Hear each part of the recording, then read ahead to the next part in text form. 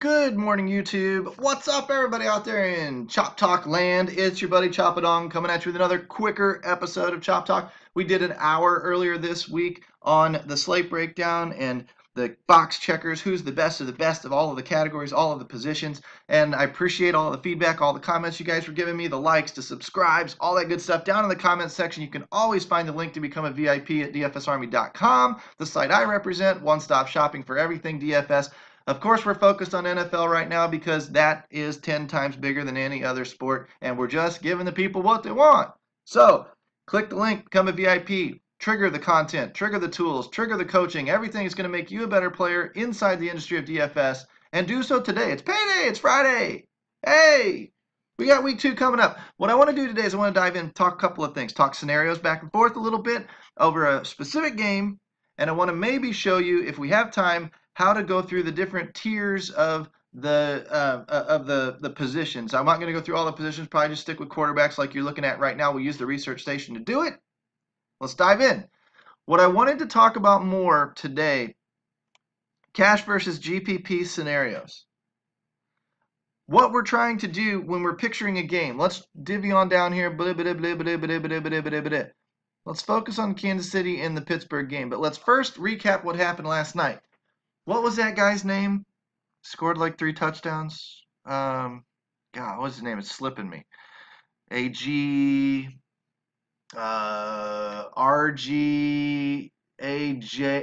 Green. Yeah, that's the guy. 3 freaking touchdowns. I mean, come on. It's ridiculous. If you didn't have him on your lineup, of course, you're toast. That was an outlier performance. Does it surprise anybody? No. AJ Green's a stud. But did it surprise you that it happened last night against Baltimore? Yes, it should have. I mean, we expected maybe 80 yards, 100 yards, a touchdown. I mean, maybe 2. But 3? Come on, you're freaking killing me, Smalls.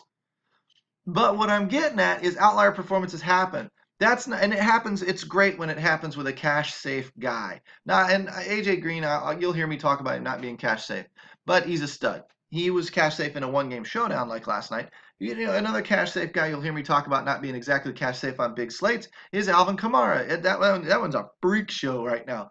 The dude's getting tons and tons of efficient running out of a little bit of workload. His workload's not safe, but his efficiency kind of makes him safe. He's an anomaly. But what I'm getting at is when we run the scenario 100 times, we run that game last night 100 times. How many times is AJ Green going to score 3 touchdowns? Not many. Not many. He's usually going to get you some decent yardage, a few, some decent receptions, good targets, and, maybe you slip into the end zone once, on a good night twice. So what we're looking at, if we ran the scenario 100 times, maybe 60 times, AJ Green's going to have a pretty good night. Maybe 20 times he's going to have a worse night, 20 times he's going to have a great night. And 5 of those times he's going to have a complete dud, and 5 of those times he's going to have 3 freaking touchdowns. That happens for all these players. Our job is to interpret what's most likely to happen. Cash games. And then what could happen? Tournaments. And it works on both sides of the outlier. A 5 out of 100 scenario, it would be Alvin Kamara breaking his ankle in the first quarter and only getting 2 carries for 4 yards. Is it possible? Of course it's possible. Is it going to happen very often? Probably not. Same as him scoring 2 rushing touchdowns on 8 attempts on 29 yards and then breaking a few, pass plays up pretty good and getting a touchdown there for another 40, 50, 60, 70, 80 yards, whatever the hell it was he had. And posting a big old line. Outlier. Seems like those outliers are more common with him than we're giving him credit for still. But you see my point, hopefully, or the point I'm trying to make. We're trying to get into that bell curve. We're trying to get underneath. So when we look at the Pittsburgh and Kansas City game, we're looking at what's most likely to happen if we ran the game 100 times. Ran it through a simulator and clicked 100 or 1,000 or whatever. What is most likely to happen? 50, 60, 75 times. Well, being at home, being that Kansas City doesn't have a very good defense, we can expect with the 5-point favorite and the 52-point game total, we can expect that Ben's going to have a decent day, and he's going to be using his weapons in Juju Schuster and Antonio Brown. And some James Conner because he catches a few passes. We can also assume that to score 52 in the game total, if Pittsburgh's only going to end up with about 28, Kansas City's going to have to score 3 or 4 touchdowns themselves. Who's going to be involved there? Pat Mahomes, Travis Kelce, Kareem Hunt, Tyreek Hill probably. I mean, right? That's who's mostly going to be involved. The defenses are probably going to get smashed. They're not very good defenses necessarily anyway. But that doesn't mean there aren't outlier scenarios where Pat Mahomes, a rookie quarterback, gets caught up in the defense and starts chucking the ball on the road into the black jerseys. We seen a scenario like that? Oh yeah, we saw it with Ben last week in Cleveland. It happens. Ben's not a rookie though. It was odd. It was an outlier. It was more predictable than not because Ben has bad road splits. But still, that bad? So we have to be thinking in terms of what's most likely to happen for cash and what could happen for GPPs. What we're looking for, hopefully, is when that bell curve slides over to the more likely positive. And that would be Antonio Brown having a good game, Ben Roethlisberger having a good game, James Conner still having a good game, Juju Schuster having a good game, Tyreek maybe playing from behind and playing catch up and having a decent game. Those kinds of scenarios are what start off kind of in the middle. This is what's going to happen a lot, but let's take that chunk and whoop, slide it over just a little bit to the upside. Because it looks like we have a scenario where it might happen on the good side a little more often than the bad side. Cash with upside. Those are the scenarios that form our cores for all formats. Okay? Yes, in cash games, we don't want to take any risk necessarily, but we do want cash plays with upside. We want Antonio Browns. We want Michael Thomases. We want guys like that that are in good scenarios to score and score well. That are most likely to have better than average games. Right?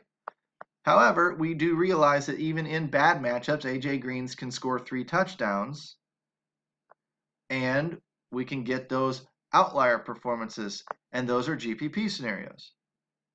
Okay, hopefully this is clicking on a little bit. You have to go through every single game. You have to think about that. You have to go through Washington, Indianapolis. Okay, maybe it looks like it's mostly going to be Washington controlling the clock a little bit late, having a lead on Indianapolis. That makes sense because Indianapolis' defense isn't very good. Looks like Andrew Luck and T.Y. and those guys are going to have to be throwing late, but can they? Washington's defense isn't, is okay. They look good against Arizona. Andrew Luck's not throwing the ball down the field anymore. T.Y.'s deep threat's probably gone, which means they're mostly going to be running underneath, so maybe that brings Jack Doyle into consideration.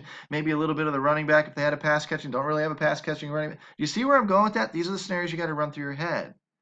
Atlanta and Carolina. Well, we look like Atlanta. It's a division rivalry. Could get flipped on its head, but it looks like Atlanta's at home. Atlanta should be on the turf. Julio Jones was a target monster last week. Ooh, Mohamed Sanu might have a good game this week. Devonta Freeman might be injured. Looks like Tevin Coleman might be the chalk back this week too. Matt Ryan's probably in a good scenario if he's got Tevin Coleman as a pass-catching running back, Julio Jones and Mohamed Sanu running routes all over the place. Then if Carolina's playing from behind, looks like Cam Newton's going to have to be thrown. Oh, he doesn't have his weapon in Greg Olsen, but he does have Devin Funchess, who should be taking up some of the targets that he left behind, and Christian McCaffrey is a pass-catching back. So what happens in garbage time when we have a pass rush come in our face, we have to dump the ball off? Well, we dump it off to our back, and Christian McCaffrey is a pretty damn good running back. So maybe we're going to run a scenario. We've got some Matt Ryan and some Julio Jones, and then run it back with Christian McCaffrey in garbage time, and maybe there's a 3-man stack in there in that game. That's most likely to happen. But what else could happen? Maybe Matt Ryan throws the ball to the defense a lot, and they get a pass rush on him, and we get a couple scenarios where in a rivalry game, Carolina Panthers have a pretty good defense, so maybe they get a couple, maybe the defense didn't play. Oh, but you know what? If we're really playing from behind Carolina, Cam Newton can sail some passes. He can miss his receivers like anybody. And so maybe Atlanta has the ball thrown into their hands a few times. That's probably more likely, but it's not very likely, but it's probably more likely than the Carolina defense. So maybe that's our GPP upside play. Maybe we run the Atlanta defense. Do you see how we'll go through every freaking game like that? Obviously not that fast. I've been thinking about this all week. Green Bay, Minnesota. What if Rodgers doesn't start? What if he does? How does that change things? Chargers, Buffalo. Buffalo sucks. Chargers are great. West going east. Does it really matter in this scenario? Maybe, maybe not. What could happen? Could Buffalo win the game? Sure. Who would be the factors in the game if they did? The backup quarterback guy? Large field GPP shot because it's not likely. Could happen. What's most likely to happen is Melvin Gordon's running the ball late and Philip Rivers and Keenan Allen had a pretty good game. And a rookie quarterback, an inexperienced quarterback, is throwing the ball late at home, trying to wow the crowd, trying to keep the fans in the game, trying to help his team out, and boom, throws it into the Chargers defense a few times. That's the most likely scenario. All these games have likely scenarios. The likely scenarios are your cash plays. Now what we need to do is we need to compare the cash plays to the GPP plays and see which ones are the safest of the safe, which ones are the best of the best, which ones truly have the high floor and have the upside to go with it. So to do that, well, one quick thing I'll show you before we do that is how the line move in Pittsburgh. It's leaning more and more towards, we look at the open and we look at the consensus. The consensus is the average of all these guys, right? It opened at 49.5. It's now up to 53. So my chart's outdated. It's not 52 anymore. It's 53. Spread 5 down to 4.5. So a little bit less. Not much of a change there. But the public seems to think it's going to play to the over. We love games that play to the over. The public seems to think it's going to be a little closer than 5 points, which means we're leaning more towards a shootout, which means we're leaning more towards all hands on deck. Mahomes, fine. Ben, fine. Connor, fine. Kareem Hunt, possibly fine. Travis Kelce, fine. Jesse James, fine. Antonio Brown, Juju Schuster, fine. Sammy Watkins, maybe not. Hasn't been a factor yet. But Tyreek Hill, of course. And then run the scenarios through your head of which way you think it's going to play out. Could there be a scenario in that game where Kareem Hunt's running the ball late? Yes. Could there be, not likely, but yes. Could there be a scenario where even though they defend the tight end well, Pittsburgh has given up a big game to Travis Kelce because Andy Reid said, holy crap, I forgot all about Travis Kelce last week. Travis Kelce was bitching in the locker room, bitching in the media a little bit. So watch for that on Twitter. And the next thing you know, I need to feed my guy. So I'll give him a couple extra targets this week. Call a couple of design plays for him this week. Make sure he gets 2, 3, 4 targets. And instead he gets like 8 or 9 targets because he was being checked down 2-2 and has a big game. Yes, it's possible.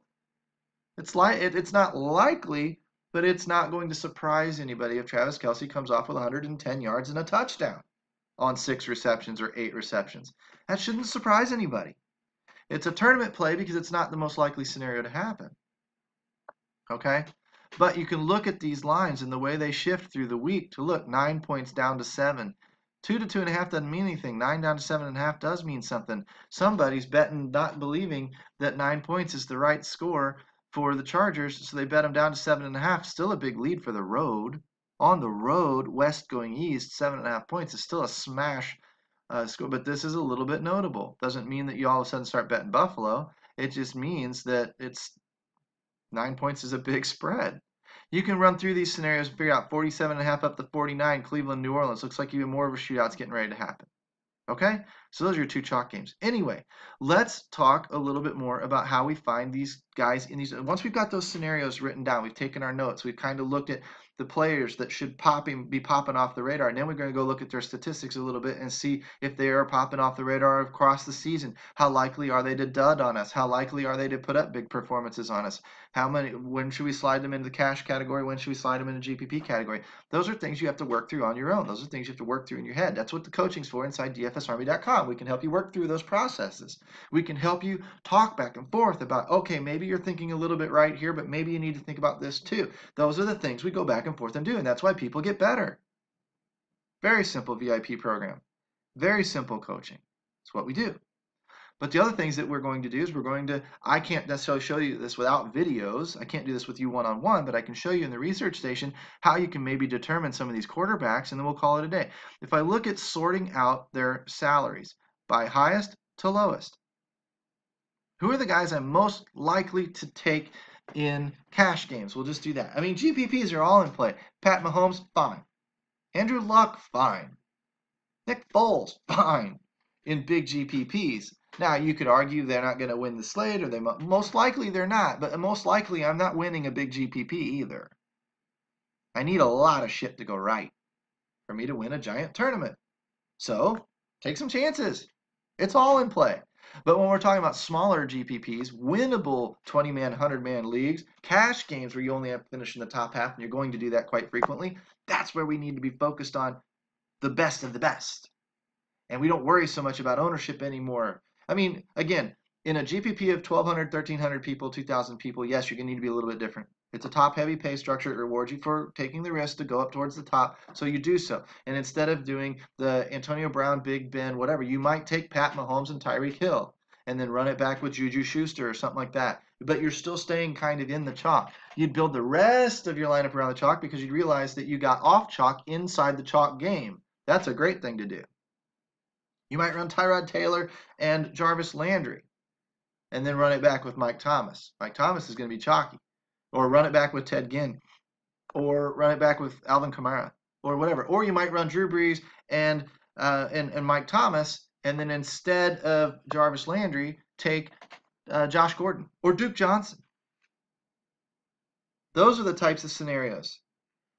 You get a little off the chalk inside the chalk game, and then the rest of them use Melvin Gordon, Todd Gurley, the Chargers defense, the Rams defense, stuff like that. George Kittle at tight end, the chalky stuff. Jonnu Smith out of the backup in Tennessee, the tight end. Those are the chalky scenarios. Quincy Enunwa, whatever. You go ahead and run most of those, and then you get a little bit goofy somewhere. 1 or 2 spots.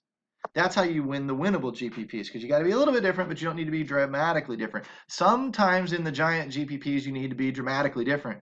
That's when you would start looking at Andrew Luck, Nick Foles, Ryan Fitzpatrick. Can he do it again? Those kinds of scenarios where you might just let your freak flag fly, as we say inside DFS Army. Now, looking at the Drew Brees, the Aaron Rodgers, Cam Newtons, whatever, I cut it down to just the 1 o'clock games because we've got some pricing tiers. High 8s, low 8, mid 6s, mid 7s, lots of mid 7s, right? What we do when we do the pitching in the MLB stuff, if you followed me there, is we kind of are looking for the best of the best. Drew Brees is going to probably be the best quarterback on paper today. He's going up against a soft defense in Cleveland. He's at home. He's implied to score a ton of points. He's obviously more consistent than Big Ben. Could Big Ben have a better day? Of course. But he's going to be more consistent than Big Ben. I don't think we're going to argue that. If we did this slate 10 times, I think Drew Brees outscores Ben probably 8 of the 10 times, maybe 7 of the 10 times, right? But he's awfully high priced. Ben's in a good spot for $1,200 less. Now, does that start making us go, huh, what else could I do with that $1,200? Could I get up to Todd Gurley? Could I get up to Michael Thomas? Those are the kinds of things that now we're starting to think about. Can I get off of my tight end punt and maybe get a Jordan Reed? These are the things we're starting to think about that all plays together. When I look at Ben Roethlisberger, I go, okay, well, who might be better than that? We're still in a very high implied total game. We've got a good money spread in our favor, and we've got a bad defense in Kansas City. So they're both in fairly equal spots. We just know that Ben's a little riskier than Drew Brees because Ben is going to post a dud more often than Drew Brees by a little bit, even at home. But we like both scenarios. If you want the cash savings, you might consider Ben as your cash game quarterback. Drop down a little bit. Kirk Cousins going up against Green Bay. He's got weapons. Not really supposed to be a shootout, so probably not. Probably Ben and Drew are in a better spot. We can see that. Makes sense. So Kirk Cousins might be a little contrarian. He's a safe quarterback. He's got a high floor. But maybe this week there's a little better option in Ben and Drew. So maybe Kirk Cousins isn't the best cash game quarterback. But he's cash safe and could have a big game. And his ownership will be hurt because everybody will be on Drew Brees and Ben Roethlisberger. See how we're starting to think? So it's more of a GPP scenario. Andrew Luck, Deshaun Watson, for sure GPP scenarios. Phillip Rivers, west going east on the road. Decent, but for $200 more, might take Ben instead. Wouldn't surprise me if Phillip Rivers threw for 325 yards and a couple of touchdowns. Probably got a good floor. May not have quite the ceiling that Ben has on the road and when Ben's at home. Nick Foles, probably not. Alex Smith, $7,100, $500 cheaper than Ben. $1,700 cheaper than Drew Brees. Throws short, ball control, not going to turn the ball over a lot. Very unlikely to post a dud. Draws Indianapolis, bad defense. He's at home, scheduled to score decent points, not the 28 or 30 like the others, but he's up there, but he also doesn't cost as much. Another cash-safe quarterback that should be in a scenario to test his upside tonight. And you wonder why he's the value-ranked #1 quarterback? Hell, we've got him projected as #2 quarterback on the slate. Cash save. $1,700 savings. Yeah. Come down a little bit lower, a little bit lower, a little bit lower. Don't really trust many of these guys. Tyrod Taylor, 6,600. Okay, good floor. Should be in a shootout. Might be getting garbage time late. Running the ball into a prevent defense. Throwing the ball underneath to Jarvis Landry, racking up a few yards that way. Throwing the ball over to Duke Johnson. But he doesn't get points for completions, and he doesn't get points for, short yardage. He gets points for bigger yards and touchdowns. So he's mostly going to have to be running with his legs to get us his garbage time points. But if we're in a shootout where the score is 25-25 late, headed for overtime, Tyrod had himself a pretty good game. I can see it. Is it as safe as Alex Smith for $500 more? See, I'm no longer comparing Tyrod Taylor to Drew Brees because, yes, I might make that play to save over $2,000. That makes sense. But look what else is just up the way a little bit at 7,100. Alex Smith in perhaps the best cash spot on the slate. Safest cash spot, and will test his upside. Tyrod may or may not have a lot of upside, may or may not get a chance to test it. I mean, he's just got a little bit more risk. So the $500 difference here, see, that's why you break them off in tiers. You start here at the top at 8,800. What down in here is similar, and is it similar enough that I would take the discount? Okay, maybe so. Scroll down a little bit more. Can I find anything else? Find anything else? Find anything else? Ooh, there's an attractive one. What does that look like as far as, is it worth the savings of the $500? Well, yeah, if all things are equal. Alex Smith's more consistent than Ben Roethlisberger. Does he have the upside of Ben? Probably not. So that might put Ben back in more of a GPP type scenario. Your cash quarterbacks might be Drew Brees and Alex Smith. Unless you just really have homer faith in Ben Roethlisberger. But that's how you do it. And you go through the scenario the same with the running backs and the wide receivers and the whatever. And you start looking for guys in tiers. Who are the guys most likely to save me money and get me where I want to go? So I hold the control button down and click those blue buttons off and bring it just to the 1 o'clock games. Sorted by salary. Kamara, of course he's at the top. Melvin Gordon, of course he's going to be at the top.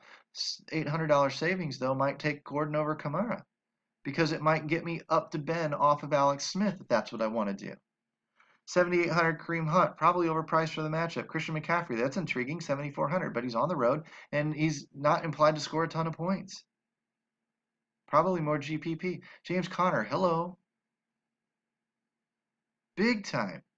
7,000. Might like him more than Gordon and Kamara, right? It's going to be another cash lock type scenario again. Now you would consider, this is where we'll consider, maybe we'll do this next week. We'll talk about GPP fades. His ownership's going to be so high, and the possibility exists that he could have a dud performance if it's all air stuff in Pittsburgh, and they get a big lead, and they're not using him. They're even using a backup of some kind to grind the clock out late, and they pull an Alex Collins and bench him for a while so that they can just use everybody else. If that's the case, it may hurt 60% of the world in tournament scenarios, and you, by fading them and avoiding him, pick up Gordon and somebody else like a Christian McCaffrey who both have good games, and then you race up the leaderboard when everybody else is hurting in a spot. Maybe we'll talk more about that next time. Come back and see me. These are the kind of things we like to talk about inside DFS Army. This is the kind of coaching we like to offer. It's just a sample of it. We do a lot more behind closed doors. We'll break these. We got all week to break these things down. Come back and see us. You got to click. You got to be a VIP. Click the comment section. Get down in there. Click that link. Use the coupon code CHOP, C-H-O-P. Become a VIP today. It's payday Friday. Come on, man. Get in here. You're missing out on all the fun. We had two $20,000 winners last week. $30,000 could be you. All right, guys. It's Friday. We'll see you this weekend. Come back and see me sometime.